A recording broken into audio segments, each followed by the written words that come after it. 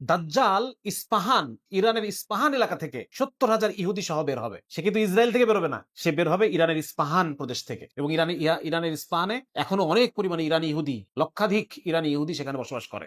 তারা ইসরায়েলে যায় নাই, তারা ওখানে আছে। মানে আমরা আমাদের হাদিস বিশ্বাস করি না, কিন্তু ওরা ঠিকই আমাদের প্রত্যেকটা হাদিস গবেষণা করে এবং এটাকে বিশ্বাস করে।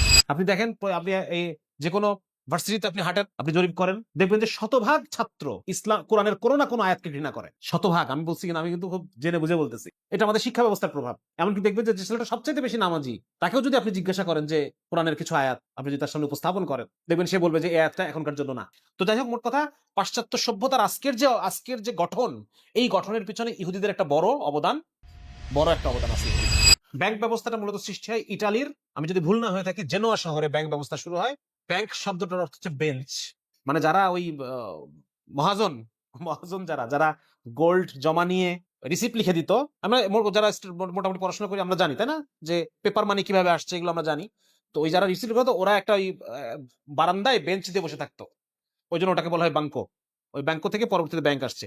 তো মোট কথা, ব্যাংকিং বা সিস্টেমটা ডেভেলপ করার পিছনে ইহুদিদের অনেক বড় অবদান আছে। আজকে আমরা যে বইটা থেকে আলোচনা করব, সে বইটার নাম হচ্ছে হিউম্যান বিং। বইটার লেখক হচ্ছে মৌলানা ইফতেখার সিফাত ভাই। মৌলানা ইফতেখার সিফাত, ওনার লেখা একটা বই। এবং এই বইটা সম্পাদনায় আমার একটু হাত ছিল, মৌলানা মোহাম্মদ আফসার উদ্দিন ভাই আর আমি একটু দেখছিলাম আর কি। তো মূলত এই বইটা হচ্ছে, আমি মনে করি যে এই যে বুদ্ধিবৃত্তিক যে একটা লড়াই আমাদের চলতেছে, বুদ্ধিবৃত্তিক ভাবে আমরা পশ্চিমা দুনিয়ার সাথে একটা সংঘর্ষে আমরা আছি। শুধু বুদ্ধিবৃত্তিক না, এটা মাঠে ময়দানে, অর্থনৈতিক, সামরিক, সব দিকেই সংঘর্ষে আছি। এবং আজকে থেকে না, এটা সেই ইসলামের জন্মলগ্ন থেকেই সংঘর্ষ চলতেছে। এটা হক বাতিলের লড়াই, বা এটাকে জাহেলিয়াত এবং ইসলামের লড়াই যে নামে আমরা অভিহিত করি না কেন। তো এই এই এই যে একটা বুদ্ধিবৃত্তিক একটা দ্বন্দ্ব, হ্যাঁ, এই জিনিসটা সম্পর্কে যদি কেউ ভালোভাবে বুঝতে চায়, তাহলে তার এই বইটা দিয়ে শুরু করা উচিত বলে আমি মনে করি। কারণ এই বইটাতে একদম মৌলিক কিছু বিষয়গুলো খুব সুন্দরভাবে সহজ ভাষায় উনি এই বিষয়গুলোকে এখানে তুলে নিয়ে এসছেন। তো আমরা আস্তে আস্তে ঢুকবো। আমরা ইনশাল্লাহ এই বইটা 3টা পাঠচক্রে আমরা পুরো বইটা শেষ করবো ইনশাল্লাহ। 3টা বা 2টা পাঠ, 2টা হলে হবে। আমরা এবং আমাদের যে ইসলাম এবং পশ্চিমা দর্শনের মধ্যে যে দ্বন্দ্ব, সেই দ্বন্দ্বটা আমরা বোঝার চেষ্টা করবো ইনশাল্লাহ। তাহলে আস্তে আস্তে আমরা ভিতরে ঢুকি, কি আলোচনা আছে আমরা একটু দেখি। মূলত লেখক তার যে ভূমিকা, সেই ভূমিকাতে উনি ইয়ে করছেন যে, আচ্ছা না, অভিব্যক্তিটা এটা আমার লেখা, আচ্ছা সরি, এটা আমার লেখা। তো এই বইটা পড়ার পরে আমি যেটা, মানে আমার যেটা অনুভূতিটা হচ্ছে, যে যখন কোনো মানুষ ইসলামের দিকে একটু আগ্রহ অনুভব করে, যে আমি তো দীর্ঘদিন একটা সময় ইসলাম ছাড়া আমি জীবনটা কাটালাম, তো এখন আমি ইসলাম সম্পর্কে জানতে চাই।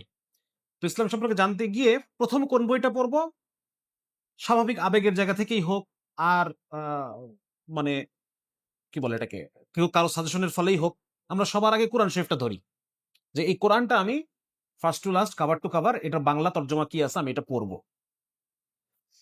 কিন্তু এটা পড়তে গিয়ে যেটা হয়, এই তর্জমা পড়তে গিয়ে ডেফিনেটলি সে তাফসির পড়ে না। শুরুটাকেও মানে অনেক লেখা দিয়ে পড়তে চায় না, কোরআনের অনুবাদ সহজে শেষ করে ফেলবো, পড়ে ফেলবো। হ্যাঁ, আমার আমার আর অন্য কিছু কি দরকার। কিন্তু ঝামেলা হয়ে যায়, সে এতকাল ধরে যে জেনারেল শিক্ষা, যে কারিকুলামে সে পড়াশোনা করছে, এবং ইউরোপীয় যে বিভিন্ন দর্শনের গার্বেজ, আবর্জনা তার মাথার মধ্যে জমে বসে আছে, সে ওই চোখেই সে কোরআনকে সে বুঝতে চায়, ওই জায়গা থেকেই সে কোরআনকে বুঝতে চায়। আমরা জানি, আমরা এখন যে কারিকুলামে পড়াশোনা করি, এই কারিকুলামটা 1835 সালে, আমরা যে কারিকুলাম না অ্যাকচুয়ালি, এর মধ্যে তো অনেক পরিবর্তন আসছে, বইয়ে বইয়ে অনেক পরিবর্তন আসছে, কিন্তু এই যে যেই শিক্ষা ব্যবস্থায় বা মডেলে বা যে পলিসি, শিক্ষা পলিসিতে আমরা পড়াশোনা করি, এই পলিসিটা 1835 সালে ব্রিটিশদের তৈরি করা। এবং এই পলিসি তৈরি করার সময়ই যিনি পলিসির দায়িত্বে ছিলেন, লর্ড বেবিংটন ম্যাকলে, এই ভদ্রলোকের বক্তব্য ছিল যে আমরা এই কারিকুলামের মধ্য দিয়ে, আমাদের এই শিক্ষা ব্যবস্থার মধ্য দিয়ে আমরা এমন একটা প্রজন্ম তৈরি করতে চাই যারা হবে দালাল, যারা হবে আমরা শাসক, এবং এই যে মিলিয়ন বিলিয়ন শাসিত, এই শাসক এবং শাসিতের মাঝখানে ইন্টারপ্রেটার হিসেবে কাজ করবে, মাধ্যম হিসেবে কাজ করবে। হ্যাঁ, এবং তারা গায়ের চামড়ায় তারা হবে ভারতীয়, একদম হুবই কথাটাই বলছে সে, গায়ের চামড়ায় তারা ভারতীয়, কিন্তু তাদের বুদ্ধি, মগজ, রুচি, পছন্দ সব হবে ব্রিটিশ। তাহলে এই জেনারেশন এইরকম মানুষ তৈরি করার জন্য তারা 1835 সালের এই নতুন শিক্ষানীতি তারা গ্রহণ করছে, যেটা এখন পর্যন্ত চলতেছে। ব্রিটিশ চলে গেছে, পাকিস্তান চলে গেছে, এখনো পর্যন্ত সেই কারিকুলামটাই, সেই শিক্ষা পলিসিটাই চলতেছে। তাহলে ওই একটা মানুষ যার মগজ, রুচি, পছন্দ ইউরোপিয়ান, যার মগজ, রুচি, পছন্দ ব্রিটিশ, এই মানুষটা যখন কোরআন পড়তে যাবে তখন সে, তার চোখে মনে হবে একটু পর পর সে আটকায় যাবে, তার কাছে মনে হবে আরে এটা কি, এটা তো অমানবিক। হ্যাঁ, আল্লাহ তাআলা কোরআনের মধ্যে বলতেছে যে দাস দাসী, তোমার দাস, তোমার নিজের লজ্জাস্থানের হেফাজত করো, তোমার নিজের স্ত্রী এবং অধিকারভুক্ত দাসী ব্যতীত। তখন সে চিন্তা করবে এটা কি, কোরআনের মধ্যে দাসী দাস ব্যবস্থা, প্রতি পদক্ষেপে সে হোঁচট খাবে। সে দেখবে কোরআনের মধ্যে নারী আর পুরুষ সমান না, নারী এবং পুরুষকে অসমান রাখা হয়েছে, তখন তার মাথা, তার ব্রেন হোঁচট খাবে। তো এখানে আমি এটা বলার চেষ্টা করছি যে আহ, কোরআন দিয়ে শুরু করার কারণে অনেকে কোরআনের ভুল ব্যাখ্যা করে। এক নাম্বার, যেটা তার পছন্দ হয় না সেটাকে সে নিজের মন মতো একটা ব্যাখ্যা করে নেয়, এবং এই ধরনের ব্যাখ্যা বাজারে আছেও। হ্যাঁ, সেকুলার মডার্নিস্ট ব্যাখ্যা কোরআনের, মডার্নিস্ট মস্তিষ্কের সাথে যায় এরকম ব্যাখ্যা দেওয়ার মতো লোকও মজুদ আছে, মার্কেটে এই সমস্ত জিনিসপত্র আছে। তো তখন সে ওই জিনিসটাকে সে পিক করে এবং সে ইসলামের একটা ভুল ধারণা, একটা ভুল একটা কনসেপশন নিয়ে এসে ইসলাম পালন করতে থাকে। তো এটাই মূল কারণ, যার কারণে এটা আমি লিখছি এখানে, যখন এই চশমায় যখন কেউ কোরআন পড়ে তখন তার মনে একের পর এক প্রশ্ন জাগতে থাকে, মেয়েরা কেন অর্ধেক সম্পত্তি পাইল, মেয়েদের সাক্ষ্য কেন ছেলেদের অর্ধেক, আল্লাহ কেন যুদ্ধ করতে বললেন, কেন পুরুষকে 4 বিয়ের অনুমতি দেওয়া হলো, কেন দাস দাসীর বিধান দেওয়া হলো। ঠিক আছে, সুতরাং মানে কোরআন থেকে যদি কেউ হেদায়েত পেতে চায়, তাহলে তার এই যে এত বছরের তার একটা ব্রিটিশ দিয়ে ওয়াশ হয়েছে মগজটা, এই মগজটার একটা পাল্টা ওয়াশ দরকার। পাল্টা একটা ওয়াশ হলে পরে এবার কোরআন তার সে পড়বে, সে কোরআন বুঝতে পারবে, তার ফিতরাত ঠিক হবে। তার ফিতরাত নষ্ট হয়ে গেছে এই শিক্ষা ব্যবস্থার মধ্যে, ফিতরাত ঠিক করার জন্য হচ্ছে এই বইটা। ঠিক আছে, ফিতরাত ঠিক করার জন্য এই বইটা। কারণ আমরা এই যে ওর যে অনেক প্রশ্ন, এই যে এতগুলো প্রশ্ন আমি বললাম, এত প্রশ্ন তার কোরআন সম্পর্কে, ইসলাম সম্পর্কে, এই প্রশ্নগুলো হচ্ছে ডালপালা, কিন্তু তার মূল কাণ্ডে সমস্যা। তাহলে এই বইটা দিয়ে তার মূল যে কাণ্ডে যে তার সমস্যা, মূল তার সেন্টারের সমস্যা, ওই সেন্টারের সমস্যাটা এই বইয়ের পড়লে পরে সে জবাব পেয়ে যাবে। ঠিক আছে, তাহলে আমরা বইয়ের মধ্যে ঢুকি। 1 নম্বরে হচ্ছে বই লেখকের কিছু কথা আছে। হ্যাঁ, লেখক বলতে চাচ্ছেন যে এখানে আহ লেখকের যে ভূমিকা, সেখানে উনি বলতে চাচ্ছেন যে পশ্চিমা বিশ্ব ইসলামের সাথে একটা সামগ্রিক লড়াই আছে।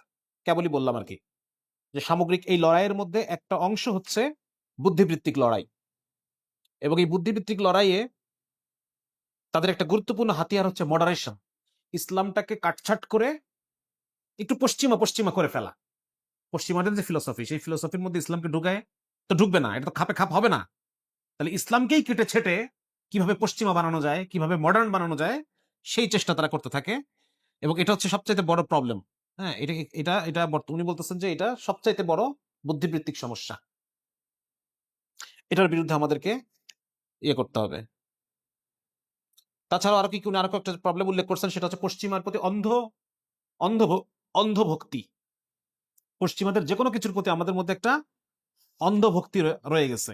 হ্যাঁ, ইসলাম সম্পর্কে হুজুর মৌলানা কি বললো সেটা আমাদের পছন্দ হয় না, আমাদের পছন্দ হয় ইসলাম সম্পর্কে কোন পশ্চিমা বিশ্ববিদ্যালয়ের কোন একজন প্রফেসর কি বললো, খ্রিস্টান প্রফেসর, ইহুদি প্রফেসর কি বললো, সেটা আমাদের কাছে বেশি পছন্দ হয়। আচ্ছা, তো মোটামুটি উনি এই বিষয়গুলা আস্তে আস্তে ঢুকছেন ভিতরে। প্রথমে একটা হাদিস দিয়ে শুরু করছেন। ইসমা ইবনে কায়েস রাদিয়াল্লাহু তাআলা বলেন, রাসূলুল্লাহ সাল্লাল্লাহু আলাইহি সাল্লাম প্রাচ্যের ফিতনা থেকে আশ্রয় প্রার্থনা করতেন। হ্যাঁ, যে ফিতনা বের হবে পূর্ব দিক থেকে, নবীজির একটা হাদিস আছে, ফিতনা বের হবে পূর্ব দিক থেকে। তখন আল্লাহ রাসূলকে জিজ্ঞেস করলেন, ইয়া রাসূলুল্লাহ, পাশ্চাত্যের ফিতনা কেমন হবে? পশ্চিমের ফিতনা, আপনি তো পূর্বের ফিতনার কথা বলতেছেন, পশ্চিমের ফিতনা কেমন হবে? আল্লাহ রাসূল সাল্লাল্লাহু আলাইহি ওয়াসাল্লাম বলেন, সেটা তো হবে আরো অধিক ভয়ঙ্কর, সেটা হবে আরো অধিক ভয়ঙ্কর।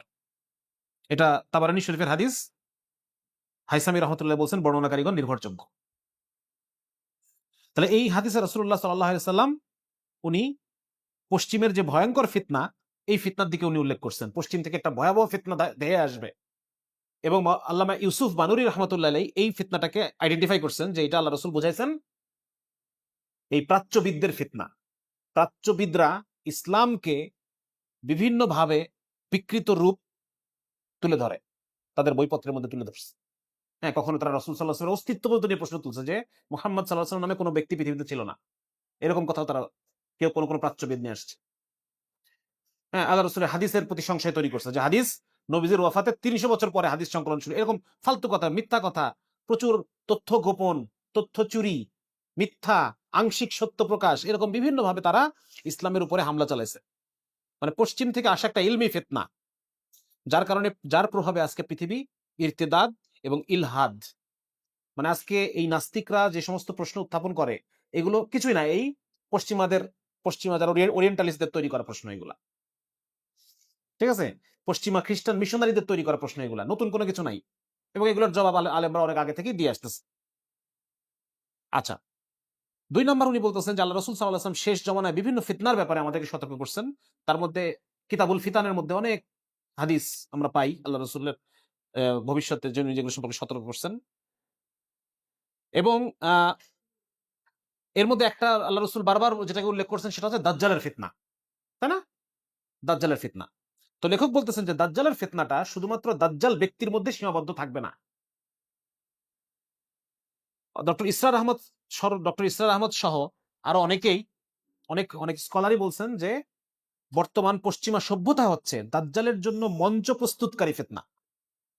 দাজ্জাল আসবে, ব্যক্তি দাজ্জাল আবির্ভূত হবে, তার আগে তার গ্রহণযোগ্যতা তৈরির জন্য যে মেহনত চলতেছে, এটা হচ্ছে বর্তমান পশ্চিমা সভ্যতা। তারা দাজ্জালের গ্রহণযোগ্যতা তৈরির জন্য, হ্যাঁ, এখন পৃথিবীতে অধিকাংশ মানুষ তারা ইসলামী শরিয়ায় বিশ্বাস রাখে, এমন সময় দাজ্জাল আসলে সে কি মানুষ তাকে মানবে? তার মানে অধিকাংশ মুসলমানের মধ্য থেকে ইসলামের যে আহমিয়াত, গুরুত্ব, মর্যাদা, কোরআন এবং হাদিসের যে মর্যাদাকে উঠাই নিতে হবে। তখন এসে দাজ্জাল যে কথা বলবে তখন মুসলমানদের মধ্যে একটা বিরাট অংশ এটা কবুল করে নেবে, তাই না? তাহলে সেই জিনিসটাই হচ্ছে বর্তমান পাশ্চাত্য সভ্যতা। আচ্ছা, ইসরার আহমদ ওনার একটা বইয়ের মধ্যে বলতেছেন যে দাজ্জালের একনিষ্ঠ এবং প্রধান সহচর হবে ইহুদি সম্প্রদায়। একটা হাদিস আপনারা শুনছেন কিনা যে দাজ্জাল ইরানের ইস্পাহান এলাকা থেকে ৭০,০০০ ইহুদি সহ বের হবে, ইরানের ইস্পাহান শহর থেকে। তার মানে সে কিন্তু ইসরায়েল থেকে বেরোবে না, সে বের হবে ইরানের ইস্পাহান প্রদেশ থেকে। এবং ইরানের ইস্পাহানে এখনো অনেক পরিমাণে ইরানি ইহুদি, লক্ষাধিক ইরানি ইহুদি সেখানে বসবাস করে, তারা ইসরায়েলে যায় নাই, তারা ওখানে আছে। মানে আমরা আমাদের হাদিস বিশ্বাস করি না, কিন্তু ওরা ঠিকই আমাদের প্রত্যেকটা হাদিস গবেষণা করে এবং এটাকে বিশ্বাস করে। উনি ডক্টর ইসলাম সাহেব একটা কথা বলছেন যে আমরা জানি দাজ্জালের একনিষ্ঠ সহচর এবং মানে একনিষ্ঠ এবং প্রধান সহচর হবে ইহুদি সম্প্রদায়, এবং সে মাসিহ হিসেবে, মানে ইহুদিদের রাজা হিসেবে সে আবির্ভূত হবে, ইহুদিদের রাজা হিসেবে সে আবির্ভূত হবে, এবং মৌলিকভাবে তারাই পৃথিবীতে এই মঞ্চটা প্রস্তুত করতেছে, এটা আমরা বুঝতে পারতেছি।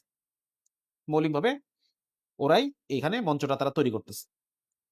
আচ্ছা, এবং এই কাজে তারা খুব সচেতনভাবে খ্রিস্টান সম্প্রদায়কে ব্যবহার করতেছে, খ্রিস্টান সম্প্রদায়কে তারা ইউজ করতেছে। দেখেন, এখানে কিন্তু গুরুত্বপূর্ণ একটা বিষয় আছে। বিষয়টা হচ্ছে যে ইহুদিরা মনে করে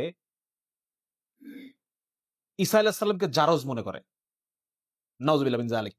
ইহুদিরা ঈসা আলাইহিস সালামকে মনে করে যে তার মা মারিয়াম আলাইহিস সালাম ব্যভিচারী, নাউজুবিল্লাহ। হ্যাঁ, এটা ইহুদিরা মনে করে। ওই জোসেফ নামে যে লোকটার সাথে, একটা লোকের সাথে ব্যভিচারের সন্তানে ঈসা আলাইহিস সালামের জন্ম হয়েছে বলেছে মনে করে, আল্লাহ মাফ করুন। তো এই যে ইহুদিরা মনে করে, আবার খ্রিস্টানরা মনে করে যে ঈসা আলাইহিস সালামকে হত্যা করছে, ওরা তো মনে করে যে ঈসাকে হত্যা করা হয়েছিল, তাদের গডকে হত্যা করা হয়েছে। ভালো কথা। তো এই তাদের গডকে হত্যাকারীকে ইহুদিরা। তাহলে এই যে একটা মারমার কাটকাট অবস্থা, এর মধ্যে তাদের এত দহরম মহরম কিভাবে হইল? মোট কথা, ইহুদিরা খ্রিস্টানদেরকে ম্যানিপুলেট করতেছে। হ্যাঁ, আমরা সামনে সিক্রেট অফ দ্য জায়নিজম নিয়েও আমরা একটা পাঠচক্র করব, কিন্তু সিক্রেট অফ দ্য জায়নিজমের এটা এটা এটা জয়ীফ একটা বই, দুর্বল বই, এর অনেক তথ্য খুব জয়ীফ।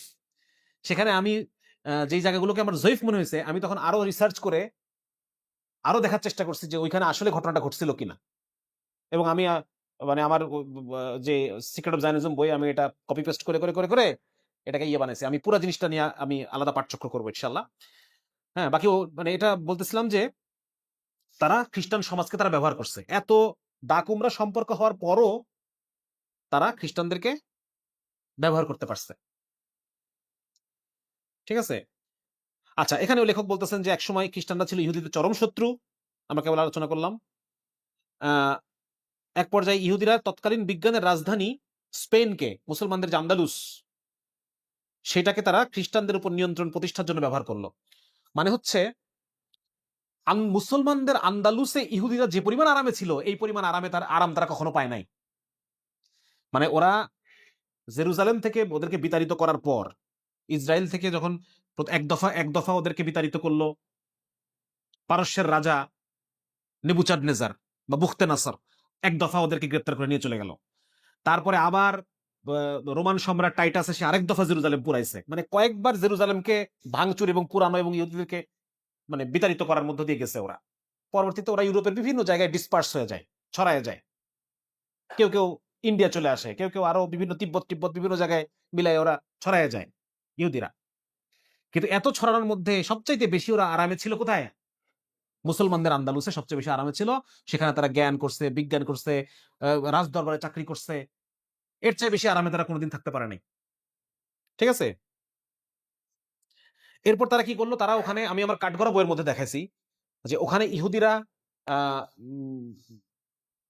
মানে তাদের স্বতন্ত্র, তারা মানে জ্ঞান বিজ্ঞান ওখানে তো পড়াশোনা করছে, ভালো ছিল, ব্যবসা বাণিজ্য করছে, হ্যাঁ, শিক্ষিত হয়েছে। ইহুদিদের মধ্যে বিজ্ঞানী, দার্শনিক, বিভিন্ন রকম মানুষজন, গণিতবিদ, জ্যোতির্বিদ তৈরি হয়েছে। এবং তখন ওরা মুসলমানদের যে জ্ঞান বিজ্ঞানের যে সমারোহ, যেটা তারা ওইটা পুরোটা তারা ট্রান্সলেট করে ফেলে হিব্রু ভাষায়। আমার কাঠগড়া বইয়ের মধ্যে আমি একদম স্পেসিফিক রেফারেন্স সহ হিব্রু বইয়ের স্ক্রিনশট সহ আমি দেখাইছি। যে ওখানে তারা পুরা মুসলমানদের পুরা জ্ঞান বিজ্ঞান গুলাকে তারা কনভার্ট করে ফেলে, ট্রান্সলেট করে ফেলে তাদের নিজেদের ভাষায়। এবং তারা এবং লিখছেন যে এরপর বিজ্ঞান শিক্ষার সাথে তারা মিশিয়ে দিল ধর্মহীনতার বিষ। এবং পরবর্তীতে দেখা যায় যে আরো আরো ইহুদি স্কলার তৈরি হয়েছে। হ্যাঁ, যখন 1492 সালে যখন মুসলমানদেরকে আন্দালুস থেকে বের করে দিল, রিকনকুইস্টা বলে এটাকে, রিকনকুইস্টা, মুসলমানদেরকে যখন আন্দালুস থেকে বের করে দিল, ইহুদিদেরকে বের করে দিল, তখন আমাদের তুর্কি উসমানী সালতানাতের যিনি সুলতান ছিলেন, উনি জাহাজ পাঠায় ইহুদিদেরকে রেস্কিউ করে নিয়ে চলে আসে উসমানী সালতানাত। এত আশ্রয় দিছে, তাদেরকে শহরে থাকতে দিছে, তাদেরকে বিভিন্ন চাকরি বাকরি, ব্যবসা বাণিজ্য সুব্যবস্থা করে দিছে। বিশেষ করে আজকে গ্রিসের যে থেসালোনিকি একটা শহর আছে, বা স্যালোনিকা বলা হয়, গ্রিক ভাষায় থেসালোনিকি বলে, থেসালোনিকি। এই স্যালোনিকা শহরে তখন ম্যাক্সিমাম যারা ইহুদি, ইস্তাম্বুল শহর মানে মূল রাজধানী শহর, আর এই স্যালোনিকা শহরে তারা অধিকাংশ ইহুদি তারা বসবাস করতে থাকে। এবং পরবর্তীতে আমরা দেখবো যে স্যালোনিকা শহর থেকে প্রচুর বিদ্রোহ, উসমানী সালতানাতের বিরুদ্ধে বিদ্রোহ তৈরি হয়েছে। এমনকি আমাদের যে আতাতুর্ক, মুস্তাফা কামাল আতাতুর্ক, তারও জন্ম স্যালোনিকা শহরে। হ্যাঁ, এই কারণে অনেক স্কলার আবার তাকে বলে যে সে ইহুদি সম্প্রদায়ের লোক, স্যালোনিকা শহরে তার জন্ম। পরবর্তীতে এখন ওটা গ্রিসের মধ্যে চলে গেছে, গ্রিসের শহর একটা। আচ্ছা, তো তার পরবর্তীতে আমরা দেখবো যে ইউরোপের যেখানে ক্যাথলিকদের শাসন ছিল, ক্যাথলিকদের শাসনে ইহুদিরা প্রচুর পরিমাণে নিপীড়ন নিষ্পেষণের শিকার হইতো। ক্যাথলিকদের শাসনে ওরা সাধারণ সমাজে থাকতে পারতো না, ওদেরকে নির্দিষ্ট পাড়া বানায় দেওয়া হতো যে এই পাড়া থেকে এই পাড়ার মধ্যে থাকবা। এগুলোকে বলা হতো ঘেটো, ঘেটো ভিত্তিক সমাজ। হ্যাঁ, এই ঘেটোর মধ্যে থাকতো ওরা, খ্রিস্টানদের সাথে মিলেমিশে থাকতে পারতো না এই পরিমাণ। তো আলটিমেটলি ওরা চেষ্টা করলো যে তারা ক্যাথলিকদেরকে মানে ক্ষমতাকে তারা খর্ব করবে। এটা করা ছাড়া তো তাদের সারা পৃথিবী জুড়ে একটা গ্লোবাল যে কর্তৃত্ব নিয়ে নেওয়া, এটা করার তো সুযোগ নাই। ইউরোপের কর্তৃত্ব আগে নিতে হবে। তো এটাই তারা পরবর্তীতে নিল, এবং তারা ইউরোপে রিফরমেশন নামে একটা আন্দোলন শুরু হয়, রিফরমেশন, প্রোটেস্ট্যান্ট মুভমেন্ট। এই প্রোটেস্ট্যান্ট মুভমেন্ট শুরু হয়, এবং ধারণা করা হয় যে প্রোটেস্ট্যান্ট মুভমেন্টের পিছনে যারা যারা ছিল, শুধুমাত্র আমরা কয়েকজনের নাম জানি। মার্টিন লুথারের নাম জানি, আরো লোক ছিল, ক্যালভিন নামে একজন ছিল, জুইংলি নামে আরেকজন ছিল, হ্যাঁ, কয়েকজন ছিল। তো এটা মানে মার্টিন লুথারকে যদিও আমরা দেখি যে উনি ইহুদিদের বিরুদ্ধে অনেক কথা বলছেন, বাট কিছু কিছু স্কলার বিলিভ করেন যে মার্টিন লুথারের ব্যাকগ্রাউন্ড হচ্ছে ইহুদি, জার্মান ইহুদি। ঠিক আছে, একটা একটা মত আছে। সুতরাং বোঝা যাচ্ছে যে পাশ্চাত্য সভ্যতার যে একটা ঐতিহাসিক ধারা, পাশ্চাত্য সভ্যতার জন্ম, হ্যাঁ, পাশ্চাত্য সভ্যতার মধ্যে আরেকজন খুব গুরুত্বপূর্ণ পার্সন আছেন, তার নাম স্পিনোজা, বারুখ স্পিনোজা। উনি ইহুদি ছিল। পরবর্তীতে তাকে কিছু কিছু মানে অবস্থানের কারণে তাকে ইহুদিরাও বয়কট করে ফেলে, ইহুদিরাও তাকে মুরতাদ ঘোষণা দেয়, ইহুদি পণ্ডিতরা। তারপর হচ্ছে লিবনিজ নামে একজন স্কলার ছিলেন, সম্ভবত উনিও ইহুদি, আমার যদি ভুল না হয়ে থাকে, জার্মান ইহুদি। তো যাই হোক, মোট কথা, পাশ্চাত্য সভ্যতার আজকের যে গঠন, এই গঠনের পিছনে ইহুদিদের একটা বড় একটা অবদান আছে ইহুদিদের। হ্যাঁ, বিশেষ করে মুসলিমদের জ্ঞান বিজ্ঞান গুলাকে হিব্রু ভাষায় রূপান্তর, হ্যাঁ, পরবর্তীতে হিব্রু থেকে ল্যাটিনে গেছে, আরবি থেকে ল্যাটিনে গেছে, গ্রিক ভাষা থেকে ল্যাটিনে গেছে বিভিন্ন ভাবে। এইটা একটা। আর 2 নম্বর হচ্ছে ইহুদিদের আরেকটা গুরুত্বপূর্ণ উপাদান হলো ব্যাংক ব্যবস্থা সৃষ্টি। ব্যাংক ব্যবস্থাটা মূলত সৃষ্টি হয় ইটালির, আমি যদি ভুল না হয়ে থাকি, জেনোয়া শহরে ব্যাংক ব্যবস্থা শুরু হয়। এবং এখানে যারা, ব্যাংক শব্দটার অর্থ হচ্ছে বেঞ্চ, বেঞ্চ শব্দটাকে ইটালিয়ান ভাষায় ব্যাংকো বলা হয়তো, ব্যাংকো। হ্যাঁ, মানে যারা ওই মহাজন মহাজন যারা যারা গোল্ড জমা নিয়ে রিসিপ্ট লিখে দিত, আমরা যারা মোটামুটি পড়াশোনা করি আমরা জানি, তাই না, যে পেপার মানি কিভাবে আসছে এগুলো আমরা জানি। তো ওই যারা রিসিপ্ট করতো, ওরা একটা ওই বারান্দায় বেঞ্চ দিয়ে বসে থাকতো, ওই জন্য ওটাকে বলা হয় ব্যাংকো। ওই ব্যাংকো থেকে পরবর্তীতে ব্যাংক আসছে। তো মোট কথা, ব্যাংকিং বা সিস্টেমটা ডেভেলপ করার পিছনে ইহুদিদের অনেক বড় অবদান আছে। ঠিক আছে, সুদ আমাদের যেরকম নিষিদ্ধ, হিন্দু ধর্মেও নিষিদ্ধ না, খ্রিস্টান ধর্মেও নিষিদ্ধ, খ্রিস্টান ধর্মেও সুদ নিষিদ্ধ। এবং স্পেশালি এটা আমি কোথায় লিখছি, আমি কোন বইতে যেন আমার লেখা আছে যে সুদ সম্পর্কে অন্যান্য অন্যান্য ধর্মগুলোর কি মতামত, নাকি কোন একটা লেকচারে আমি আলোচনা করছি এটা। সুদ সম্পর্কে খ্রিস্টান ধর্মের মত হলো চক্রবৃদ্ধি সুদ, যেটা এটা একদম মানে, এটা এই ব্যাপারে সমস্ত খ্রিস্টান স্কলাররা একমত যে চক্রবৃদ্ধি সুদ হারাম। হ্যাঁ, চক্রবৃদ্ধি।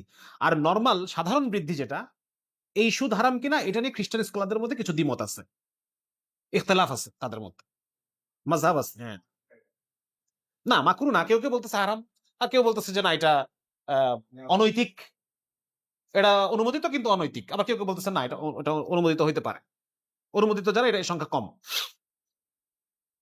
কিন্তু ইহুদিদের মধ্যে ওদের বাইবেলে লেখা আছে, ওদের ওরা ওরা ওদের যে তাওরাত নামে ওল্ড টেস্টামেন্ট বিলিভ করে, ওইখানে লেখা আছে যে তোমরা জেন্টাইলদের সাথে, মানে অইহুদিদের সাথে সুদের কারবার করা জায়েজ। এটা আসলে আছে, এটা আমি ভেরিফাই করছি। মানে তোমার ব্রাদার মানে আরেকজন ইহুদির কাছ থেকে সুদের, এটা গর্হিত অপরাধ, কবিরা গুনাহ। কিন্তু অইহুদি যারা, ইহুদি ছাড়া অন্যান্য জাতির সাথে এটা করার অনুমোদন বাইবেলেও আছে, ওদের স্কলাররা এই ব্যাপারে একমত। ঠিক আছে, তাহলে ওরা দেখা, এক হচ্ছে ব্যাংকিং ব্যবস্থা, আর 2 নম্বর হচ্ছে সুদী ব্যবস্থা। এই দুটো মিলায় যে একটা নতুন আধুনিক ব্যাংকিং সিস্টেমের জনক হচ্ছে ইহুদিরা। তাহলে বলা যায়, উনি বলতেছেন যে তাহলে বলা যায় যে আধুনিক সভ্যতার মুকুটহীন সম্রাট হচ্ছে ইহুদিরা। এবং একইভাবে আধুনিক পুঁজিবাদ, মানে সুদ ভিত্তিক ব্যবস্থা ছাড়া তো আধুনিক পুঁজিবাদ ডেভেলপ করতে পারতো না। আধুনিক পুঁজিবাদ ডেভেলপের পিছনে মূল হচ্ছে সুদ ব্যবস্থা, না? সুতরাং এভাবে আমরা বলতে পারি আধুনিক যে যে পুঁজিবাদী যে ব্যবস্থা সারা পৃথিবী জুড়ে, এটা হলো মূল কারিগর ওনারাই। আর খ্রিস্টানরা হচ্ছে তাদের দ্বারা ব্যবহৃত জাতি। খ্রিস্টানরা হচ্ছে বলদ, ওদেরকে চড়ায় খায়, ওদেরকে দিয়ে করায়। হ্যাঁ, ওদেরকে দিয়ে এরা করায়। আচ্ছা, মৌলানা আবুল হাসান আলী নদভী রহমতুল্লাহ, উনিও পাশ্চাত্য বর্তমান বস্তুবাদী সভ্যতাকে দাজ্জালি সভ্যতা মনে করতেন। আচ্ছা, এ ব্যাপারে মানাজির হাসান গিলানী রহমতুল্লাহ উনি একই কথা বলছেন। আচ্ছা, 3 নম্বর হচ্ছে সৈয়দ আলী হাসান আলী নদভী রহমতুল্লাহ বলতেছেন পাশ্চাত্য সভ্যতা হচ্ছে নতুন ইরতিদাদ। ইরতিদাদ শব্দের অর্থ দিন ত্যাগ। পাশ্চাত্য সভ্যতার যে অনুসারী, সে অটোমেটিক্যালি সে দিন থেকে বের হয়ে যায়। কোথাও বলছেন এটা ফিকরি দিন ত্যাগ, আসলে প্রকৃত অর্থে দিন ত্যাগ কিনা এটা তো মুফতি সাহেবরা ঠিক করবেন। বাকি সে ফিকিরগত দিক থেকে, ফিলোসফিক্যাল দার্শনিক দিক থেকে সে ইসলাম থেকে বের হয়ে চলে গেছে। কিন্তু প্রবলেম হচ্ছে এই এই ইরতেদাদ বা এই দিন ত্যাগটা আরো বেশি মারাত্মক। কেন?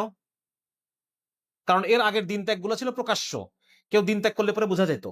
তার ব্যাপারে ব্যবস্থা নেওয়া যেত, তার উপরে হুকুম লাগানো যেত, কিন্তু এই দিন ত্যাগটা আসলে বোঝা যায় না। রাসূলুল্লাহ সাল্লাল্লাহু আলাইহি ওয়াসাল্লামের ওয়াফাতের পরে অনেক মানুষ দিন ত্যাগ করে ফেললো, অনেক গোত্র দিন ত্যাগ করছে, তারা যাকাত দিতে অস্বীকার করছে, তাই না? কিন্তু এটাকে সরাসরি বোঝা গেছে ব্যাপারটা। কিন্তু এখনকার যে দিন ত্যাগ, এই দিন ত্যাগটা বোঝা যায় না। এই দিন ত্যাগ মুসলমানরা আগে এই মানে যখনই কেউ ইসলাম থেকে ত্যাগ করতো ইসলামকে, তখন বাকি মুসলমানরা তার প্রতি একটা বিদ্বেষ থাকতো, ঘৃণা থাকতো ব্যাপারটার প্রতি, তাই না? কিন্তু এখনকার এটা নাই, ঘৃণা নাই আমাদের তাদের প্রতি। উনি লিখছেন যে দুর্ভাগ্যজনক বিষয় হচ্ছে শতাব্দী কাল ব্যাপী চলমান এই নতুন দিন ত্যাগ, যা ইসলামকে প্রত্যাখ্যান করছে, এর কোনো প্রতীক নাই। এই ইর্তেদাদে আক্রান্ত ব্যক্তি গির্জায় যায় না, মন্দিরে যায় না। আমরা তো কাদিয়ানি হয়ে গেলে বুঝতে পারি, কেউ খ্রিস্টান হয়ে গেলে বুঝতে পারি, কেউ যদি হিন্দু ধর্ম গ্রহণ করে বুঝতে পারি, সে গির্জায় যায়, মন্দিরে যায়, বোঝা যায়। এবং সে বলতেছে সে নিজ ধর্মত্যাগের ঘোষণাও দেয় না। আপনি দেখেন, আপনি এই যে কোনো ভার্সিটিতে আপনি হাঁটেন, আপনি জরিপ করেন, দেখবেন যে শতভাগ ছাত্র ইসলাম কোরআনের কোনো না কোনো আয়াতকে ঘৃণা করে। শতভাগ, আমি বলছি কিনা, আমি কিন্তু খুব জেনে বুঝে বলতেছি। শতভাগ ছাত্র আপনি দেখবেন তারা কোরআনের কোনো না কোনো আয়াতকে, প্রতিষ্ঠিত কোনো না কোনো হাদিসকে সম্পর্কে সে অসহিষ্ণু চিন্তা ভাবনা ধারণ করে, বিরূপ ধারণ মনে করে। সে মনে করে যে আয়াতটা কোরআনে না থাকলে ভালো হতো, সে মনে করে এই হাদিসটা ইসলামে না থাকলে ভালো হতো। এটা আমাদের শিক্ষা ব্যবস্থার প্রভাব, শিক্ষা ব্যবস্থার প্রভাব। এমনকি দেখবেন যে ছেলেটা সবচেয়ে বেশি নামাজি, তাকেও যদি আপনি জিজ্ঞাসা করেন যে কোরআনের কিছু আয়াত আপনি যদি তার সামনে উপস্থাপন করেন, দেখবেন সে বলবে যে এই আয়াতটা এখনকার জন্য না। কমপক্ষে এতটুকু সে বলবে যে আয়াতটা ওই জমানার জন্য, এখনকার জমানার জন্য এই আয়াতটা না। এখন অমুক দেখতে আছে, তমুক দেখতে আছে, আমেরিকা দেখতে আছে, এখন এই আয়াতটা ভিন্ন ব্যাখ্যা করতে হবে আমাদের। বোঝা গেল? সুতরাং মানে সে এই আয়াতটা নিয়ে অস্বস্তিতে ভুগতেছে। সে যে একটা ঘোষণা দিবে যে না আল্লাহ তাআলা যা বলছেন সব সত্যি, ওই ঘোষণাটা সে দিতে পারতেছে না, সে অস্বস্তিতে ভুগতেছে প্রশ্ন করলে। হ্যাঁ, তাহলে সে নিজ নিজ ধর্ম থেকে ঘোষণা দিচ্ছে না, এবং সমাজও এই ব্যাপারে সচেতন না। উম্মার আলেমগণও এর জন্য এত অস্থিরতা ও ব্যাকুলতা অনুভব করতে পারছেন না। কাদিয়ানি কয়জন হয়? কতজন কাদিয়ানি হচ্ছে, কতজন খ্রিস্টান হচ্ছে? কিন্তু এটার ব্যাপারে আমাদের তো, আমরা আলহামদুলিল্লাহ আলেমরা সচেতন এটার ব্যাপারে, সাথে সাথে ওখানে চলে যাচ্ছে, জামাত পাঠায় দিচ্ছে। কিন্তু ভার্সিটি গুলোতে যে দিন ত্যাগের মহোৎসব, আমাদের চিন্তা চেতনার মধ্যে যে ইসলাম বিদ্বেষকে ভরে দেওয়া হচ্ছে, এটার ব্যাপারে মোটামুটি বেফিকির আমরা আসলে। এটার ব্যাপারে আমরা আসলে কোনো কিছু মনে করতেছি না।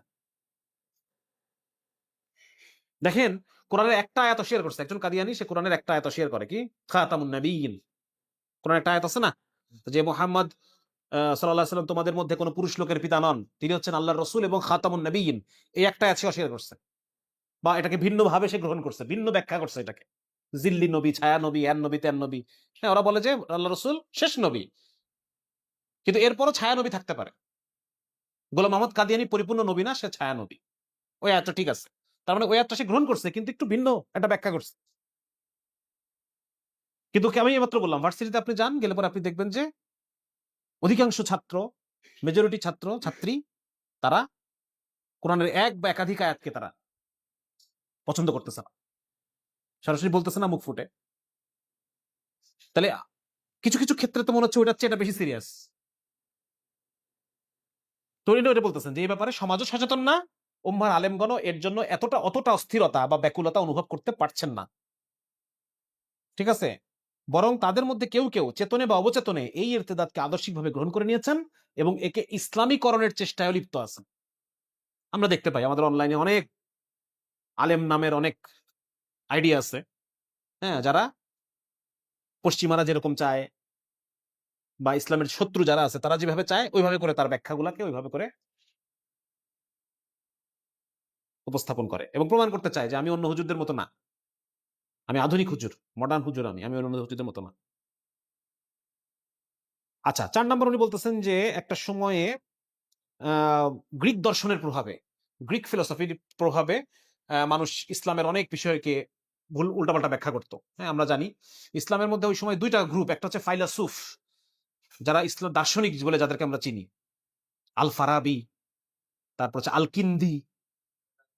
হ্যাঁ, কে? গাজ্জালি তো মুসলমান, গাজ্জালির কথা আলাপ। গাজ্জালি, ইমাম গাজ্জালি তো ইমাম, কিন্তু আল ফারাবি, আল কিন্দি এরা হচ্ছে ফাইলাসুফ। এনারা গ্রিক ফিলোসফি দিয়ে ইসলামকে ব্যাখ্যা করার চেষ্টা করতো।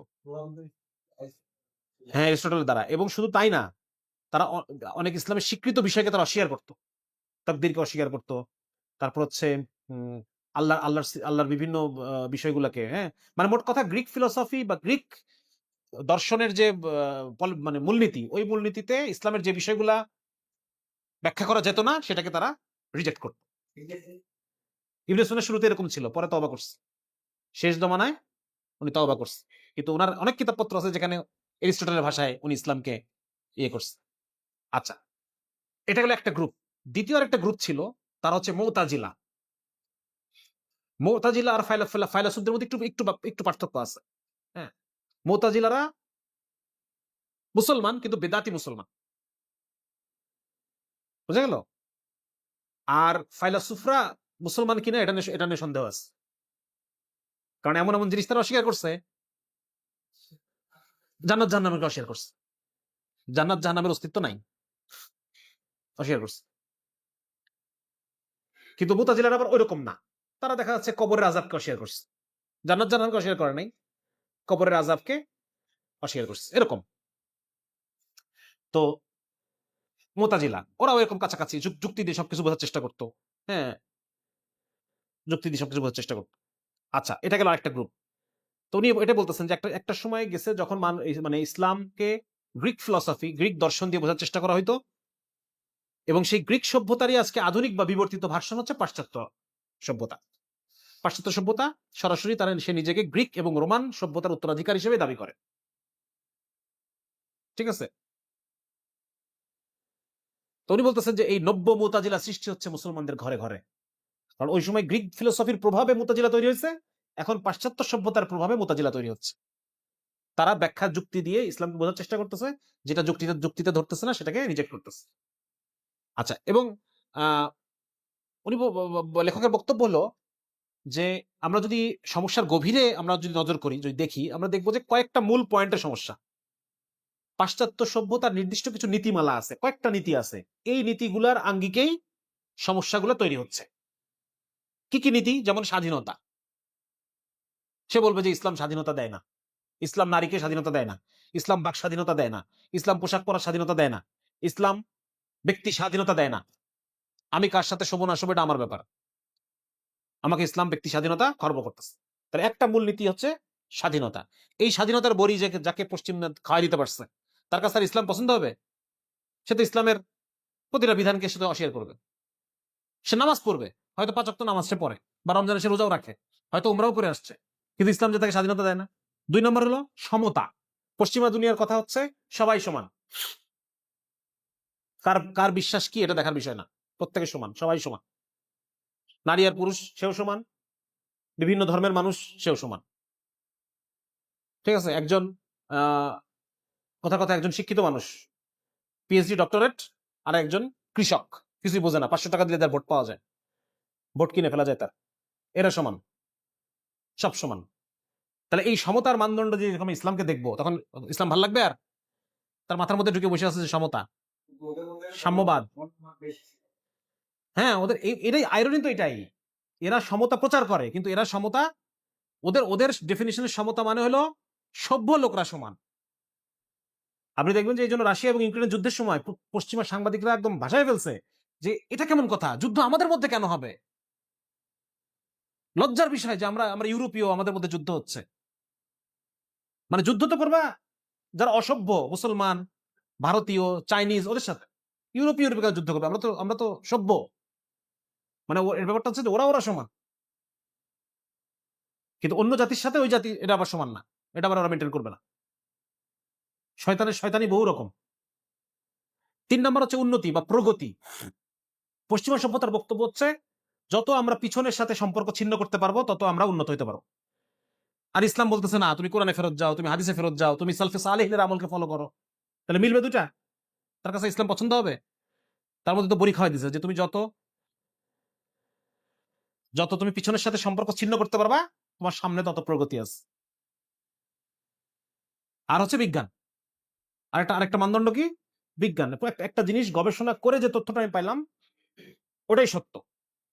আর আর কি কি কি বললো, কোনো ওহি টহি এগুলো সত্য না। এটা পশ্চিমা সভ্যতার আরেকটা মূলনীতি। এম্পিরিসিজম বলি বা পজিটিভিজম বলি, যেটা বলি না কেন, এটার নাম আছে যে আমি যেটা বিজ্ঞান যেটা আমাকে বলবে, গবেষণার মাধ্যমে যেটা আমি পাইছি, ওই তথ্যটার ভিত্তিতে আমি আমার করণীয় ঠিক করব, বৈধ অবৈধ ঠিক করব, ঠিক বেঠিক ঠিক কোনটা, এটা এটা আমি সিদ্ধান্ত নিব, বিজ্ঞানকে মানদণ্ড ধরবো। কিন্তু প্রবলেম হয়ে গেছে, বিজ্ঞানটা এটা হাইলি ম্যানিপুলেটেবল, এটা অনেক ম্যানিপুলেট করা যায় এটাকে। হ্যাঁ, বিজ্ঞান নিজস্ব সিদ্ধান্ত দিতে পারে না। আমি একটা জায়গায় গবেষণা করে কিছু ডেটা পাইলাম, ওই ডেটা আমি নিজের মন মতো আমার মতো করে ব্যাখ্যা করতে পারবো না। ওইটাকে ব্যাখ্যা করতে হবে আমার পূর্ববর্তীরা যা ব্যাখ্যা করছে ওইটার আঙ্গিকে ব্যাখ্যা করতে হবে। এটাকে বলে প্যারাডাইম, থিওরি ল্যাডেননেস। একটা থিওরির আন্ডারে ব্যাখ্যা করতে হবে, আমার মতো করে আমি পারবো না। বুঝা গেল?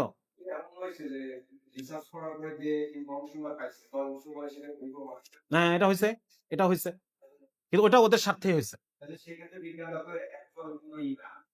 মানে বিজ্ঞান ইন্ডিপেন্ডেন্ট সিদ্ধান্ত দিতে পারে না, 1 নম্বর। 2 নম্বর হচ্ছে পারে, কখন পারে? যার যদি এখানে ডোনারদের স্বার্থ থাকে, যদি ডোনারদের স্বার্থ থাকে তাহলে পারে। বোঝা গেল? ডোনারদের স্বার্থ লাগবে, কারণ একটা বিজ্ঞানের জন্য অনেক ফান্ড লাগে, এই ফান্ড তো একজন কাউকে দিতে হবে। একটা বই আছে সত্যায়ন প্রকাশনী, বইটার নাম সায়েন্স ফিকশন। সায়েন্স ফিকশন, ওটার মধ্যে উনি দেখাইছেন রাইটার যে বিজ্ঞানকে কত ভাবে ম্যানিপুলেট করা যায়, এবং অধিকাংশ মানে রিসার্চকেই আবার পরবর্তীতে নতুন করে রিজেনারেট করা যায়, রিপ্রোডিউস করা যায় না, একই রেজাল্ট আসে না। আমি যদি আবার করি আবার একই রেজাল্ট আসবে না। মানে অধিকাংশ সোশ্যাল সায়েন্সের রিসার্চ গুলা, সাইকোলজি রিসার্চ, কয়েকটা ফিল্ডের কথা উনি উল্লেখ করছেন এবং ওই বইয়ের মধ্যে বিস্তারিত নিয়ে আলোচনা করছেন। তাহলে দেখ, এই কয়টা নীতিতে, মানে পশ্চিমা দুনিয়া এই কয়টা নীতি, পশ্চিমা সভ্যতার এই কয়টা নীতিতে আমাদের সাথে সংঘর্ষ হয় বারবার। ঠিক আছে? উনি বলতেছেন মুসলমানদেরকে খুব ভালো করে বুঝতে হবে, ইসলামকে বোঝার ক্ষেত্রে মানদণ্ড হইতে হবে ইসলামী, অন্য কোনো কিছুকে মানদণ্ড ধরে ইসলামকে মাপা যাবে না। পাশ্চাত্য দর্শন এর ভিত্তিতে ইসলামকে বোঝার চেষ্টা করা এটা যাবে না, তাহলে পরে অনেক কিছুই আমার পছন্দ হবে না, কারণ দুইটা তো ভিন্ন জিনিস। ঠিক আছে? তাহলে মূল সমস্যা ইসলামে না, মূল সমস্যা হচ্ছে আমি যেই চশমায় ইসলামকে দেখতেছি, আমি যেই স্কেলে ইসলামকে মাপতেছি, ওই স্কেলটাতে সমস্যা, ইসলামের সমস্যা না। কিন্তু প্রবলেম হচ্ছে যারা আমরা জেনারেল শিক্ষিত, আমরা যারা সাধারণ শিক্ষা শিক্ষিত, আমরা এই পশ্চিমা যে মানদণ্ড, পশ্চিমা সভ্যতার, এটাকেই আমরা ইসলামের চাইতে বেটার মনে করি। কিন্তু এই প্রত্যেকটা শব্দের মধ্যে ধোঁকা আছে। কেবলই ওই যে উনি বললেন যে সমতা শব্দের আড়ালে আসলে তাদের মূল উদ্দেশ্য কি। একইভাবে স্বাধীনতা শব্দের আড়ালেও তাদের মূল উদ্দেশ্য ভিন্ন। স্বাধীনতা ততক্ষণই স্বাধীনতা যতক্ষণ বিজনেস চলবে। যেই স্বাধীনতা যদি আমার বিজনেস নষ্ট করে দেয়, তাহলে ওই স্বাধীনতাকে আমি গ্রহণ করব না। এখন ইউরোপ আমেরিকায় প্রচুর পরিমাণে যারা ফিলিস্তিনের সাপোর্টার, তাদেরকে গ্রেপ্তার করতেছে না? ধুমসে গ্রেপ্তার করতেছে। ফিলিস্তিনের যদি কেউ সাপোর্টে কাউকে পাওয়া যায়, তাকে দেশ থেকে বের করে দিচ্ছে, তার ভার্সিটির ভর্তি বাতিল করে দিচ্ছে। তো কোথায় তোমার স্বাধীনতা কই? তার মানে এগুলো সব যতক্ষণ পর্যন্ত তাদের স্বার্থ, ততক্ষণ পর্যন্ত তারা এটার সাথে আছে। মানে এগুলো প্রত্যেকটা জিনিসই ধোঁকা। এই বিষয়গুলো আমরা সামনে আর বিস্তারিত আসবে। আচ্ছা, তাহলে আমরা বুঝলাম যে ইসলামের মানে মূল বিষয়টা আমাদের যেটা বুঝতে হবে যে পশ্চিমা দুনিয়ার, পশ্চিমা সভ্যতা এবং ইসলামের সংঘর্ষ কোথায় কোথায়। এই পয়েন্টটা যদি আমি ভালো করে বুঝে নেই, তখন ইসলামের বিধিবিধানগুলো বোঝা আমার জন্য সহজ হয়ে যাবে।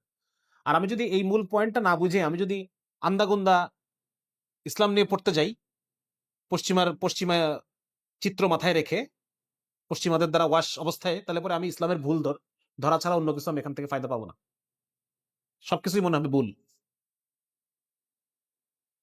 এজন্য আমাকে আসলে আগে ইসলামের স্কেলটা বুঝতে হবে, এবং ইসলামের স্কেলটা কি, যেমন আমরা বলি যে পশ্চিমা দুনিয়ার স্কেল হচ্ছে সমতা, হ্যাঁ, আর ইসলামের স্কেল হচ্ছে কি বলবো এটাকে, সুসমতা। সু সুষম, সম আর সুষমের মধ্যে পার্থক্য আছে তো। সুসমতা মানে কি? সমান। সুসমতা মানে যার যতটুকু দরকার ততটুকু, যেটা যতটুকু দরকার ততটুকু। না, সমান অনুপাত না, সমান অনুপাত বলা যাবে না। ন্যায্যতা, যার যতটুকু দরকার, যার যতটুকু প্রাপ্য তাকে ততটুকু দেওয়া। উদাহরণ যদি দেই, যে আমরা জানি যে সুষম খাবার নাম শুনছেন নাকি? সুষম সুষম খাবার, ব্যালেন্সড ডায়েট, সুষম খাবার। সুষম খাবার মানে কি? খাবারের পরিপূর্ণ গুণাবলী যেগুলো এখন কারো যদি শর্করা, কেউ যদি শর্করা খায় 30 গ্রাম, হ্যাঁ, আর মিনারেল বা লবণ যদি খায় 30 গ্রাম, তাহলে হবে? আমি ভাতও নিলাম 100 গ্রাম, লবণও নিলাম 100 গ্রাম, হ্যাঁ, ভিটামিনও নিলাম 100 গ্রাম, এটা হবে না। একটা মাপ আছে নাকি? যেটা লাগে অল্প সেটা নিতে হবে অল্প, যেটা লাগে অল্প সেটা নিব অল্প।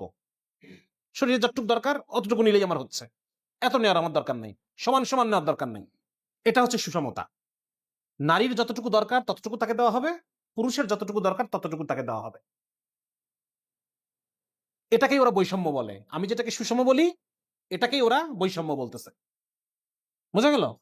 কারণ এখানে তো বৈষম্য আছে আসলে। পুরুষ সম্পদ খরচ করার জন্য বাধ্য, তাকে বেশি দিতে হবে, ও তো বাধ্য। নারী সম্পদ খরচ করার জন্য বাধ্য না, এটা সে জমায়ও রাখতে পারে, এটা দিয়ে সে টাকা দিয়ে সে বিছানা বানায় ঘুমাইতেও পারে, অতএব তাকে দিতে হবে একটু কম। এটাই সুষমতা, ন্যায্যতা। সুতরাং আমাদেরকে আসলে মূল জায়গায় হিট করতে হবে। নারী কেন অর্ধেক সম্পত্তি পাইল এটা না, বরং কেন সম্পত্তি বন্টনের ক্ষেত্রে অসমতাই যৌক্তিক, এটা আমাদের বুঝতে হবে। কেন সম্পত্তি বন্টনের ক্ষেত্রে সমতাটাই জুলুম, সমতা পুরুষের জন্য জুলুম। ভাইটা বাধ্য খরচ করতে, সে যদি খরচ না করতে পারে পুরা সমাজ তাকে ছিচি করবে। বউ চালাতে পারস না, বিয়ে করছিস কিসের জন্য? আসলে বছর বছর সন্তান জন্ম দিস কিসের জন্য? বউ চালাতে পারস না। আর ওই মেয়েটাকে কেউ কোনোদিন বলবেও না যে তুমি তোমার সংসার চালাতে পারো না কেন, ওই মেয়ের স্বামীকে ধরবে, ঠিক কিনা? তাহলে যদি আমি এখন সম্পত্তি সমান করে দেই, তাহলে জুলুম হলো কার উপরে? পুরুষটার উপর জুলুম হলো। তাহলে এই সমস্ত ক্ষেত্রে সমতায় জুলুম। 5 নাম্বার হচ্ছে, উনি বলতেছেন, লেখক বলতেছেন যে আদর্শিকভাবে মুসলমানদের জন্য সবচাইতে বড় হুমকি নাস্তিকতা না, নাস্তিকতা হচ্ছে এর একটা ব্রাঞ্চ। পাশ্চাত্য সভ্যতার একটা ব্রাঞ্চ হচ্ছে নাস্তিকতা, একটা শাখা। মূল প্রশ্নগুলো তো একই, তাই না? একজন ইসলামী নারীবাদী যদি আমি ধরি, সে নাস্তিক না, সে ইসলামী নারীবাদী। মুসলমান, এটা হিজাব করে, 5 ওয়াক্ত সালাত পড়ে, ওমরা করে, সেলফি করে, ওমরায় গিয়ে সে একজন মুসলিম। কিন্তু সে মনে করে সম্পত্তিতে নারী এবং পুরুষ সমান পাওয়া উচিত। বা কিছুক্ষণ আগে একটা ভিডিও দেখে আসলাম, সে বলতেছে যে তালাক পুরুষ দেখ আর মেয়ে দেখ, মোহরানা দেওয়াই লাগবে। ইসলামের বিধান তো তা না। ইসলামের বিধান হচ্ছে যদি মহিলা তালাক চায় তাহলে পরে সে খোলা তালাক নিতে পারে। খোলা মানে মোহর ফেরাই দিলাম, আমাকে ছেড়ে দাও, তাই না? ব্যাপারটা এটা।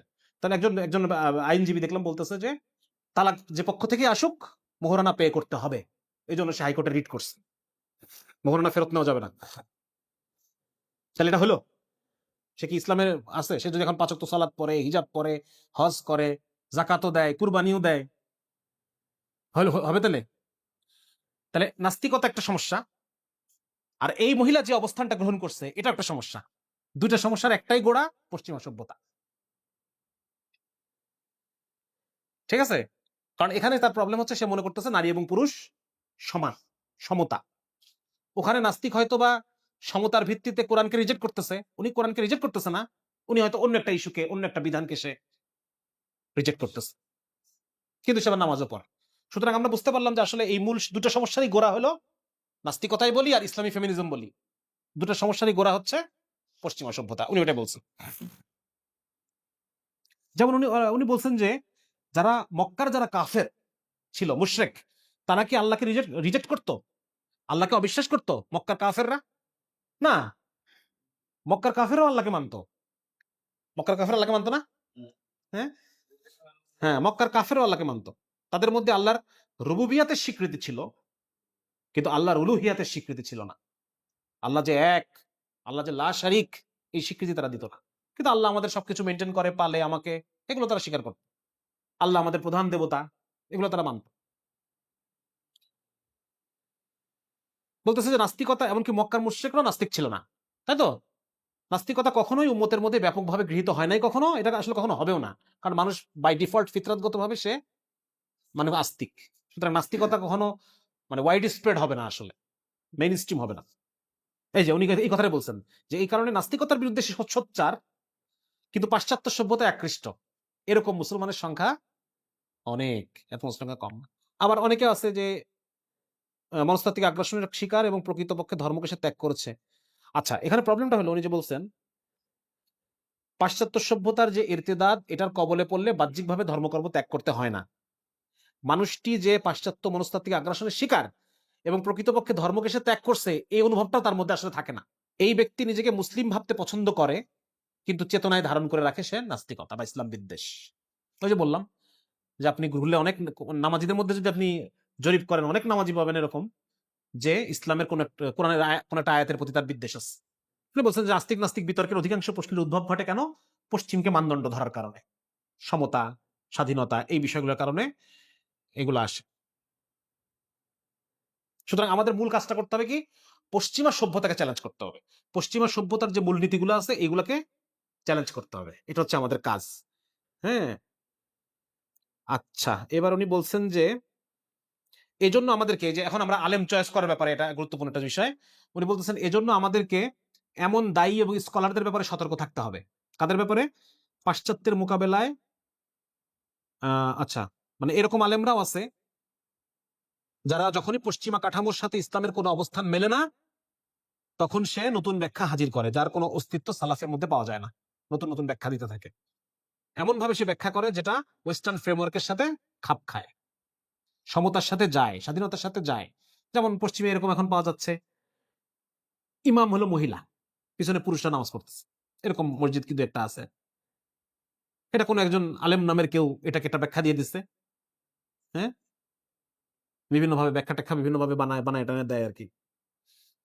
আচ্ছা, সেদিন আমি একটা ইয়ে পড়লাম, সেখানে বলতেছে পশ্চিমা দুনিয়ায় বর্তমানে অবস্থা প্রেক্ষিতে মাকাসিদে শরিয়া, হ্যাঁ, এইসব বিভিন্ন নাম দেয় এরা, মাকাসিদে শরিয়া, মাসালেহ, মাসলাহা, মাফসাদা, তারপর হচ্ছে আহ হ্যাঁ সুন্দর সুন্দর নাম হ্যাঁ হ্যাঁ, মনে হয় যে আসলে মনে হয় ইসলামের কোন একটা কঠিন মূলনীতি মনে হয় এরকম এগুলোর নামে। উনি বলতেছেন যে পশ্চিমা দুনিয়ায় বর্তমান অবস্থার প্রেক্ষাপটে, যেহেতু পশ্চিমা দুনিয়ায় নারীদের ব্যক্তি স্বাধীনতা এগুলো এগুলো অনেক বেশি বেড়ে গেছে, নারীদের শিক্ষা, নারীদের স্বাধীনতা এগুলো অনেক বেশি বেড়ে গেছে। অতএব বর্তমান অবস্থায় পশ্চিমা মুসলমানদের ইমান বাঁচানোর জন্য আলেমদের উচিত একাধিক বিবাহকে হারাম ঘোষণা করা। কারণ ইসলামে একাধিক বিবাহ আছে, এটার কারণে অনেকে ইসলাম ছেড়ে দিচ্ছে পশ্চিমা দুনিয়াতে, অনেক মেয়ে। অতএব তাদের ইমান বাঁচানোর জন্য কি করতে হবে? এখন কোরআন থেকে ওই আয়াতটা উঠাই দিতে হবে। আচ্ছা, এখানে লেখক বলতেছেন যে পাশ্চাত্য কাঠামো এবং মানদণ্ডকে মেনে নিয়ে বিজ্ঞান, স্বাধীনতা, সমতা, উন্নতি ইত্যাদির মাধ্যমে ইসলামকে সঠিক প্রমাণ করার প্রবণতা ছাড়তে হবে। ওরা যখন এই সমস্ত প্রশ্ন করে, আমাদের মধ্যে কিছু হীনম্মন্য মুসলমান আছে, তারা বলে না না না, ইসলামও স্বাধীনতা স্বীকার করে। আছে না, কয়দিন আগে দেখলাম যে কি তোমার পছন্দ হয় না, এমক মেয়ের পোশাক তোমার পছন্দ হচ্ছে না, চোখ নামায় চলে যাবেন। হ্যাঁ, দেখছি আমরা কয়দিন আগে, একদম চোখ নামায় চলে যাবেন। মানে তার কথা হচ্ছে যে ইসলামও স্বাধীনতা দেয়, ইসলামও পোশাকের স্বাধীনতা দেয়।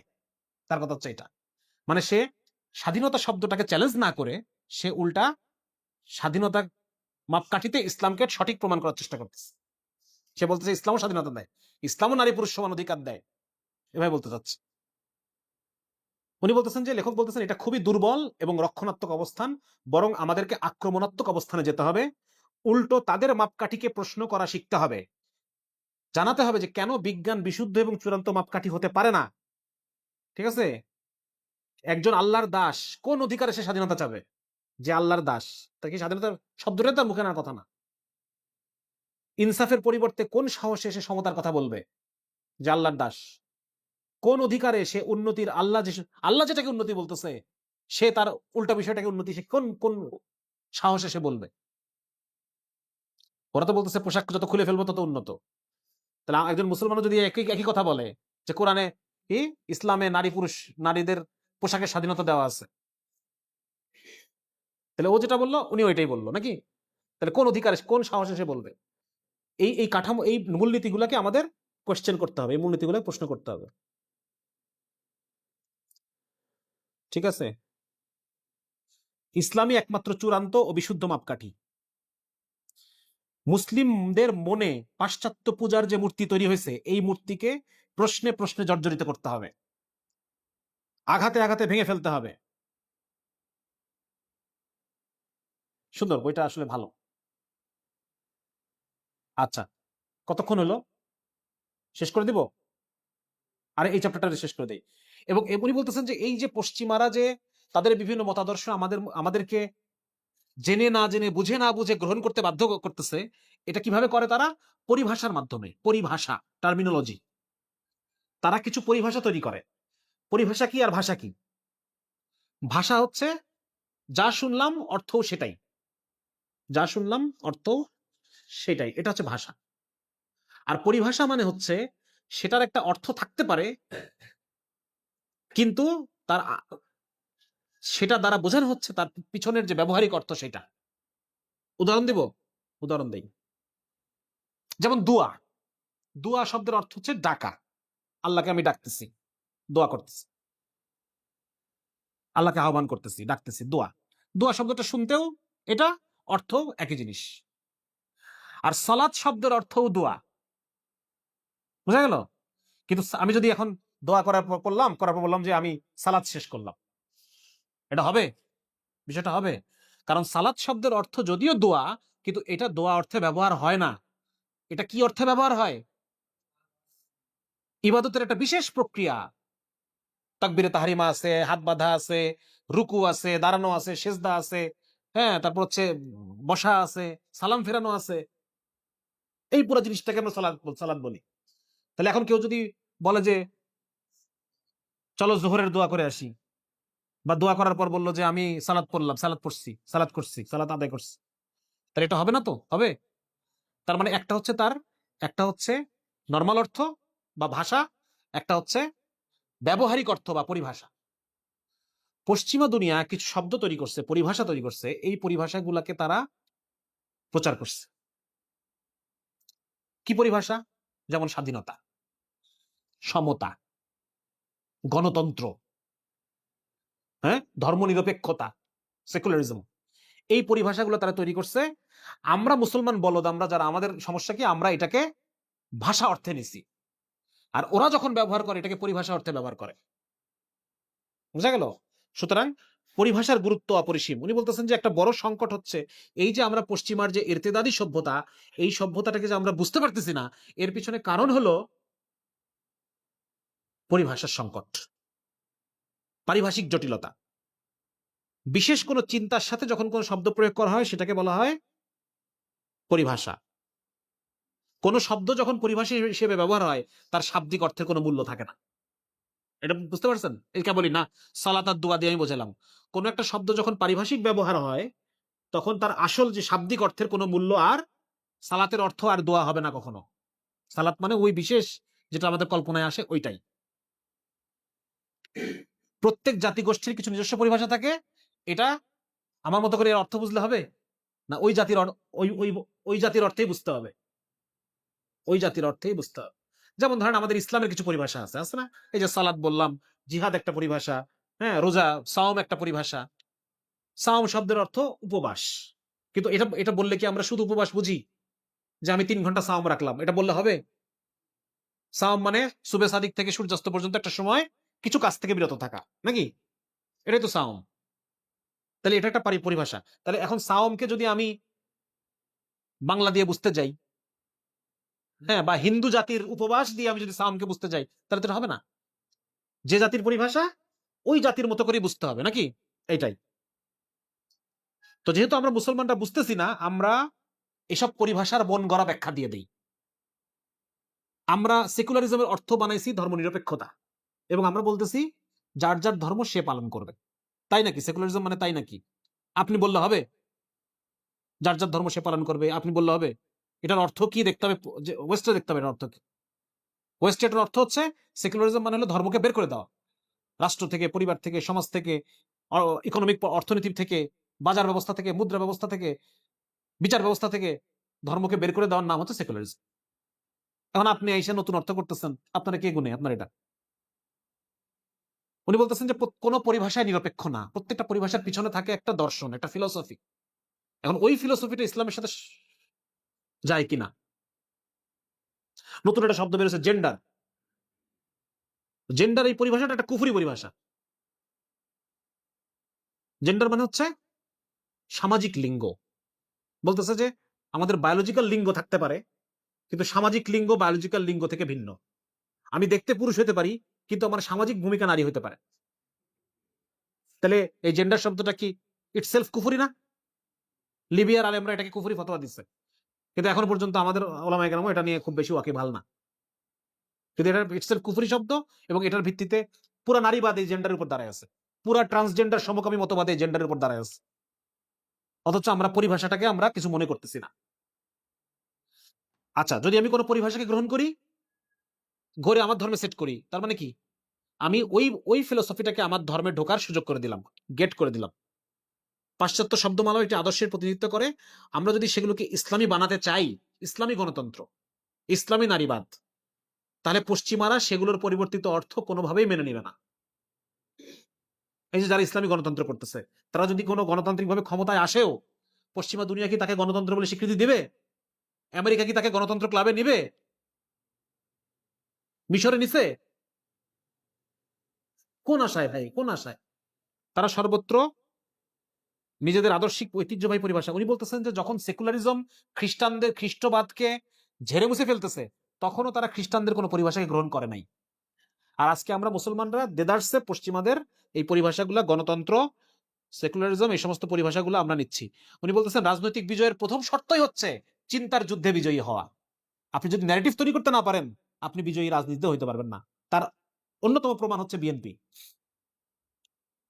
বিএনপি যখন ক্ষমতায় আসছে, কয় টার্ম ক্ষমতায় আসছে? 91 সালে ক্ষমতায় আসছে, আবার 2001 সালে ক্ষমতায় আসছে, আবার মাঝখানে মনে একটা ইলেকশন হয়েছিল, ইলেকশন বাতিল হয়েছে। এই নিয়ে হচ্ছে 4 নম্বর বার ক্ষমতায় আসছে। 4 নম্বর বার। ইয়েকে বলা হয়, খালেদা জিয়াকে বলা হয় 3 বারের প্রধানমন্ত্রী। মাঝখানে একটা ইলেকশন হয়েছিল, ওটা মানে নাই, কি জানি একটা ঝামেলা টামেলা হয়েছে, মনে নাই আমার, ছোট ছিলাম। তাহলে এই 4 টার্ম তারা ক্ষমতায় আসছে, তারা ন্যারেটিভ চেঞ্জ করতে পারে নাই, তারা আওয়ামী লীগের ন্যারেটিভই চলছে। মুক্তিযুদ্ধের কোনো তাদের নিজস্ব বয়ান তারা তৈরি করতে পারে নাই, আওয়ামী লীগের বয়ানটাই তারা কন্টিনিউ করছে। চিন্তা যুদ্ধে তারা আওয়ামী লীগের কাছে পরাজিত আগেই, বুঝা গেল? যার কারণে তাদের এই গত 16 বছরের এই ঘটনা ঘটল, নাহলে এই ঘটনা ঘটে না। তাহলে রাজনীতিতে পরাজয়ের পিছনে হচ্ছে চিন্তা যুদ্ধের পরাজয়। আচ্ছা, শব্দ ও পরিভাষা প্রতিটি সভ্যতার জন্য স্বতন্ত্র। প্রত্যেকটা পরিভাষার পেছনে থাকে নিজস্ব ঐতিহাসিক এবং আদর্শিক কোন একটা ফ্যাক্ট। এই জন্য আমাদের করণীয় কি? ইসলামের নিজস্ব পরিভাষাগুলোকে ছড়া দিতে হবে। যেমন রাষ্ট্র একটা পরিভাষা, রাষ্ট্র, স্টেট। এই স্টেট পরিভাষাটাই ইসলামের সাথে সাংঘর্ষিক। আপনি যখন ইসলামী রাষ্ট্র বলবেন, এর মানে হচ্ছে কাঁঠালের আমসত্ব। কাঁঠালের আমরা বলবো ইমারা বা খেলাফা। রাষ্ট্র মানেই সে সর্বশক্তিমান। রাষ্ট্রের 4টা ক্রাইটেরিয়া আছে: ভূখণ্ড, জনগণ, সরকার, সার্বভৌমত্ব। তাহলে যখন আমি বলছি ইসলামী রাষ্ট্র, কিন্তু সার্বভৌমত্ব তো নাই, সার্বভৌমত্ব তো আল্লাহর, তার মানে ওটা রাষ্ট্র হয় নাই। তার মানে ওদের পরিভাষা ব্যবহার করলে আমি পদে পদে ধরা খাবো। ঠিক আছে? আচ্ছা, ভিন্ন সভ্যতার প্রত্যেকটা বিষয়ে বৈপরীত্য রাখতে হবে। ভিন্ন সভ্যতার প্রত্যেকটা বিষয়। একটা খুব গুরুত্বপূর্ণ উদাহরণ দিচ্ছেন উনি, এটা আমি বলে আজকে শেষ করে দেবো। সেটা হচ্ছে রাসূলুল্লাহ সাল্লাল্লাহু আলাইহি ওয়াসাল্লাম যখন মদিনাতে হিজরত করেন, হিজরত করার পরে সেখানকার সাহাবীরা নবীজিকে ডাকতেন। ধরেন নবীজি অন্য কারোর সাথে কথা বলতেছেন, যে এ রাসূলুল্লাহ একটু দেখেন। আমরা বলি না যে দেখেন দেখেন, বা শোনেন, হ্যাঁ দেখেন। তো সাহাবীরা বলতো রাই না, আমার দিকে তাকান, আমাদের দিকে একটু তাকান। দৃষ্টি আকর্ষণ করার জন্য এই কথাটা বলতো, রাই না, রাই না। কিন্তু এই শব্দটা ইহুদিদের মধ্যে একটা ভিন্ন অর্থ, ইহুদিরা নিজেদের মধ্যে এই শব্দটা একটা ভিন্ন অর্থে ব্যবহার করতো, একটা ভিন্ন পরিভাষায় ব্যবহার করতো। ঠিক আছে? রাইনা শব্দের অর্থ ইহুদিদের ভাষায় বোকা, নির্বোধ, গর্দভ। তা যখন সাহাবীরা রাসূলকে বলতেন রাইনা, ইহুদিরা নিজেদের মধ্যে হাসাহাসি করত। তার মানে সাহাবীরা জেনে না জেনে, বুঝে না বুঝে এমন একটা ভাষা ব্যবহার করতেছে যেটা ইহুদিদের একটা পরিভাষা। ইহুদিরা অন্য অর্থে ব্যবহার করে। তখন আল্লাহ রাব্বুল আলামিন আয়াত নাজিল করে বললেন, ইয়া আইয়ুহাল্লাযিনা আমানু লা তাকুলু রাঈনা, রাঈনা বলো না, ওয়াকুলু উনজুরনা, বলো যে উনজুরনা, ইয়া রাসূল আমার দিকে তাকান, নজর করেন আমার দিকে, উনজুরনা, এটা বলো। হে মুমিনগণ, তোমরা নবীজির দৃষ্টি আকর্ষণ করার জন্য ওনাকে রাঈনা বলো না, বলো উনজুরনা। তার মানে দেখেন আল্লাহ তাআলা কিন্তু কাফেরদের পরিভাষাকে ত্যাগ করতে বলছেন, ভিন্ন ভাষা ব্যবহার করতে বলছেন। তো এখান থেকে আমরা বুঝতে পারি যে কেন আমাদের ব্যবহার করা উচিত। পশ্চিমা ভাষা ব্যবহার ক্ষেত্রে দিনের বিকৃতি ঘটানো হচ্ছে। পশ্চিমা মাপকাঠিগুলো আমাদের কাছে সার্বজনীন হিসেবে গৃহীত হচ্ছে। নিজেদের মাপকাঠি আমাদের কল্পনা থেকেই হারিয়ে যাচ্ছে। আমরা খেলাফা, ইমারা এগুলো আমরা বলিই না আর। আমাদের মাপকাঠিগুলো আমরা বলিই না। আমরা ইসলামী রাষ্ট্র বলতেছি। আমরা শুরা বলি, অনেক বলে তো যে গণতন্ত্র কিছুই না, গণতন্ত্র হলো শুরা। তার মানে ওদের পরিভাষার মধ্যে কি ইসলাম ফিট করার চেষ্টা করতেছে। অথচ গণতন্ত্র এক জিনিস, শুরা আরেক জিনিস। ঠিক আছে, সুতরাং আজকে এই পর্যন্তই। পরের দিন আমরা পুরো বই শেষ করে ফেলবো ইনশাআল্লাহ। মোটামুটি আমরা বুঝতে পারলাম যে পশ্চিমা সভ্যতার একটা স্বরূপ আমরা বুঝতে পারলাম, এবং পশ্চিমা সভ্যতাকে খণ্ডন করার ক্ষেত্রে আমাদেরকে পশ্চিমা সভ্যতার পরিভাষাগুলোকে টার্গেট করতে হবে, হ্যাঁ, এবং নিজস্ব পরিভাষা ব্যবহার করতে হবে। এটা আমরা এত পর্যন্ত বুঝলাম। পরবর্তী সেশনে আমরা পুরো বইটা শেষ করে ফেলবো ইনশাআল্লাহ। আসসালামু আলাইকুম রহমতুল্লাহ বরকাত।